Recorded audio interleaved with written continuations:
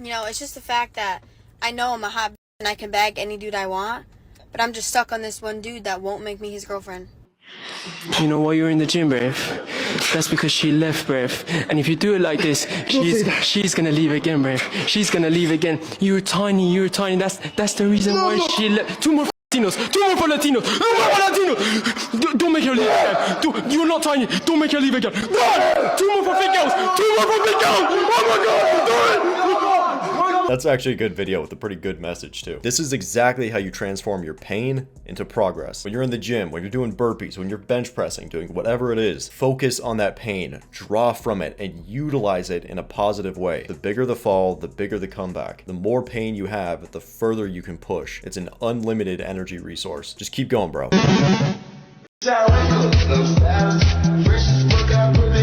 She's lying. She's trying to sell you something. Probably fans. She wants you to think she likes you so that you give her money and you buy things from her. Don't fall for this.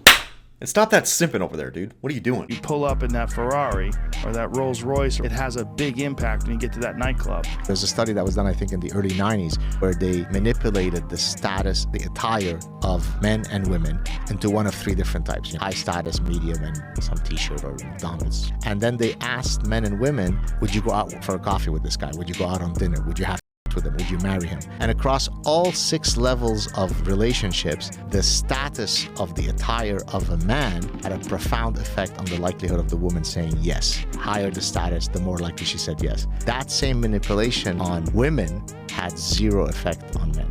100% facts. Men in general just don't care about a woman's status or their money. But that kind of stuff is very important to women. So this doesn't surprise me at all.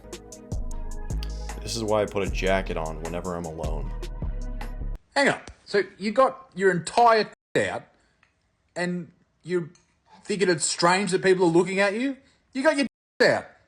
What do you think's gonna... So if I passed away, would you remarry?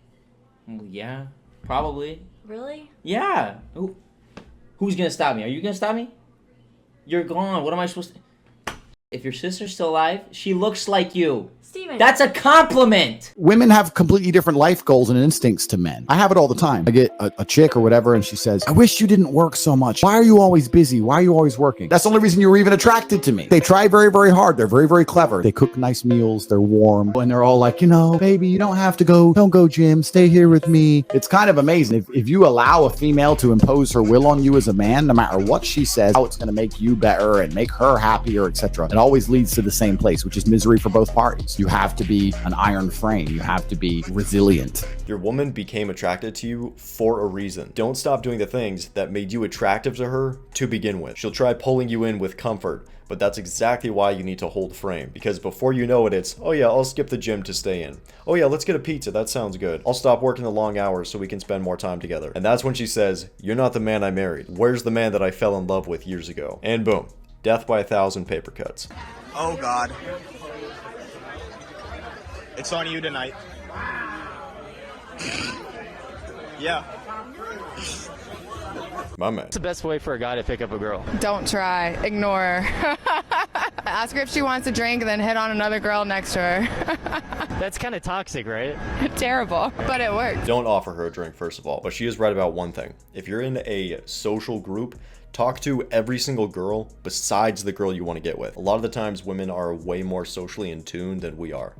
They pick up on this. If you are giving every single girl your attention and you're charming, you're funny, the girls are laughing, but you're not giving that one girl attention, she notices. If you ignore them, they know. Get focused. Your life can drastically change for the better in just 1 year. Knuckle down, focus, eliminate distractions. You can certainly enjoy the process. You can certainly have fun along the way. But if you're partying all the time, if you're playing video games all the time, that's not going to serve you in the long run. That is giving you immediate pleasure, but you are sabotaging your future as a consequence. So you can still have fun, but limit the fun. Come on now, I want you to have tunnel vision, because things are going to drastically improve in your life in just a year. Keep working, engage in good habits, eliminate bad habits by replacing them with the good habits. Come on, man, we got this. Oh, that is so true, bro. For those of you that are unhappy with where you're at in life, go take a look in the mirror and blame that guy. You are the only one that can be responsible for your life. Every single action and every single thing that you've done have led you to be exactly where you are. So if you're not where you want to be, you need to question your own actions. 100% self-accountability. If you're not happy with where you're at and you're not making those tiny changes that it takes to get to your overall goal, bro, you're not going to change. Just making those small incremental changes on a daily basis will change your life in the long run. Simple things like doing push-ups every morning, cold showers, stop watching spicy content, stop playing video games. All of these tiny things add up over time. Trust the process and stay on the path. Keep going, bro. I don't care what you is. I'm right here on the corner. I'm gonna be here for the next 20 minutes because I'm waiting my food. Have them come see me. All right.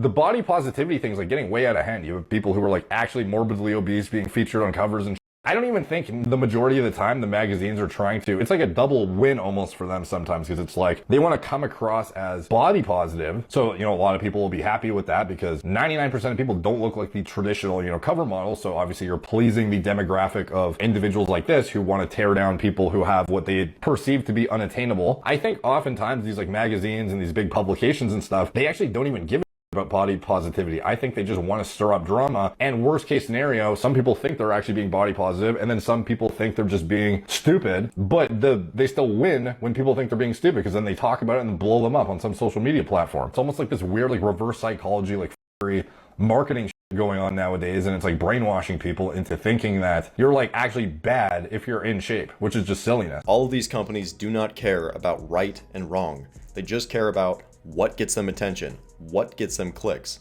It's the attention economy. So if they can do something completely blasphemous, but they get a ton of views, clicks, marketing from it, they're gonna do it.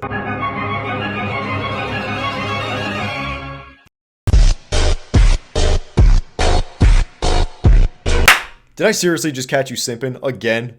Bruh. It's so dumb, dude. It's so, this game, I tell you. How many hours of my life have I wasted playing this piece of god game just so I can get world records and feel good about myself? It's a joke.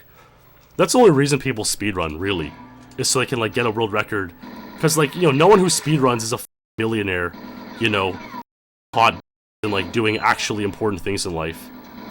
Everyone who speedruns is a degenerate, and getting world records is the only way they can feel good about themselves.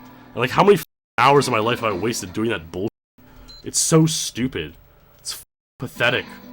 All I do is waste my life away trying to get world records for a temporary god high, which will last, you know, a week or so until it goes away, and Ace exposes me for the world record I am.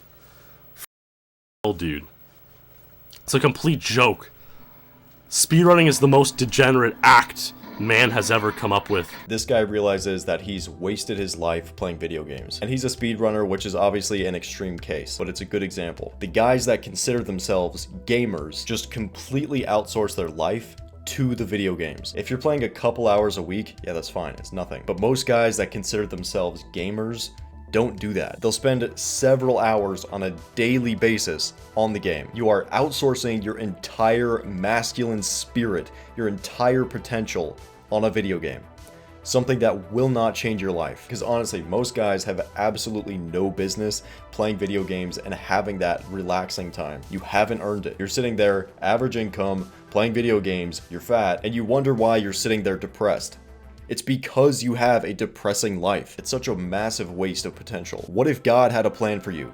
You're supposed to lead a revolution. You were supposed to save lives. You get up to heaven and God is like, hey man, you were supposed to do all this stuff. Why didn't you do it? And you sit there, oh, I was playing video games and I like Cheetos and, I just wanted to be comfortable. Pathetic. There's no excuse. Start making 6 figures and have a 6-pack, and then you can think about video games.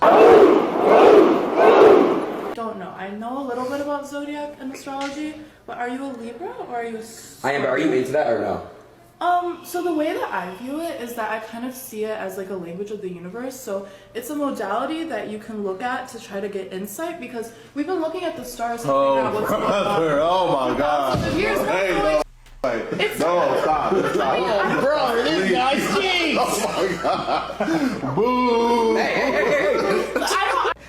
Ain't nobody got time for that. I don't give it a lot of weight, but I think that it, like, there's some merit to it. Okay.